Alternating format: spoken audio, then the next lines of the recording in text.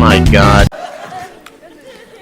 Onda svaka mlada ima buket cveća, Biedermeier. Što su to tako sanitarno nazvali? Nikom ne zna. I onda kao važi, i jednog trenutka na venčanju mlada baci taj buket cveća iza leđa sebi. Šta to scenski znači, a isto i kad se gleda u šolju? Da je sve to lepo sada iza nje, prošlost. I svi se tome raduju. Onda, ti kad se udaš za muškarca u Srbiji, njegova majka postaje tvoja svekrva. Uvijek ima neki...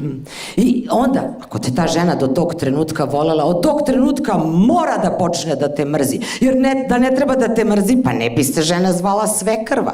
To je složenica, jel da, kao reč. I u sebi sadrži reč krv. Iza svekrve pojavljuje se zaova, a ti njima dođeš snaja. Snaja. Kao neka avet iz bangladešanske mitologije koja se pojavljuje u duhu džinovske kobre kao snaja.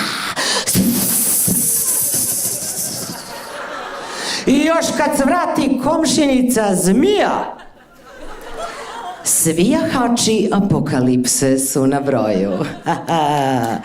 Tako je, svekrva zaova snaja i Zorica sa prvog sprata. Ne znam, meni je frka zbog toga jer ja sam sad već prešla u ovu MILF kategoriju, znate. Ali kako s ovim grudima, bit ću krajnje neubedljiva, mislim, ne ide to. Naravno da su ovo moje prirodne grudi, što bi neko stavio male silikone, znaš. Dobro, šta, nisu ni male, zašto to je onaj Bruce Halter, ono, tvrde korpe, puša, brtele, mislim, to i nije Bruce Halter, to je pancir. I danas se uglavnom takvi nosi. Ne, ovo kad imaš ti ovo možda radiš satima, ništa. Ko kiborg koji pokušava da se zadovolji, kao, ne registrujem ništa.